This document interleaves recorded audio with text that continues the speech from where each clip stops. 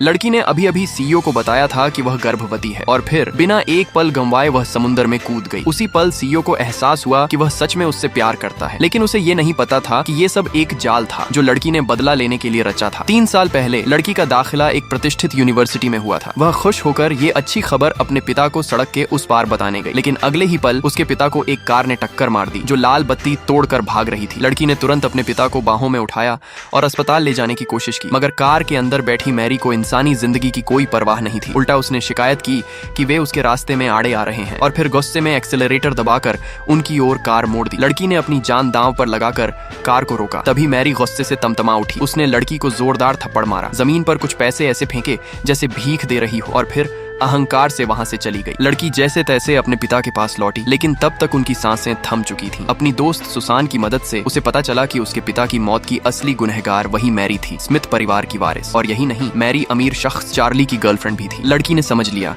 कि वह सीधे मैरी का सामना नहीं कर सकती, इसलिए उसने तय किया कि वह चार्ली को ही अपने बदले का हथियार बनाएगी। जब उसे पता चला कि मैरी को 3 साल के लिए परिवार ने विदेश भेज दिया है, तो सुसान की मदद से उसने चार्ली के पास पहुंचने की योजना बनाई। चार्ली उस समय नशे में था और उसकी खूबसूरती से मोहित होकर उसने उसके साथ एक उथल पुथल भरी रात बिताई। अगली सुबह चार्ली ने उसे 1 मिलियन दिए और कहा कि दोबारा उसकी जिंदगी में कभी मत आना। लेकिन लड़की इस मौके को कैसे छोड़ सकती थी। उसने बैंक कार्ड गुस्से में फेंक दिया और कहा कि पिछली रात वह मजबूर थी। चार्ली को अपनी गलती का एहसास हुआ और उसने रकम 5 मिलियन तक बढ़ा दी ताकि मामला खत्म हो सके। लड़की ने दिखावा किया कि उसे बस 2 लाख चाहिए अपने पिता का अंतिम संस्कार करने के लिए और इसके बदले वह कुछ भी करने को तैयार है। चार्ली हैरान था कि उसने 5 मिलियन क्यों नहीं लिए। लड़की ने आंसुओं के साथ कहा, अगर मैं वो 5 मिलियन ले लूंगी तो हमेशा के लिए कलंकित हो जाऊंगी, लेकिन अगर मैं सिर्फ 2 लाख उधार लूं तो अब भी सिर ऊंचा रखकर जी सकती हूँ। ये सुनकर चार्ली को उसके बारे में और जानने की जिज्ञासा होने लगी। उसने उसकी बात मान ली और वहां से चला गया। उसके जाते ही लड़की ने हल्की मुस्कान दी। अब उसने चार्ली का दिल जीत लिया था। पार्ट 2 में वो खेल खुलेगा जिससे पूरी कहानी हिल जाएगी। उसे देखने के लिए चैनल को सब्सक्राइब करो और कमेंट में लिखो, अब भी सिर ऊंचा रखकर जी सकती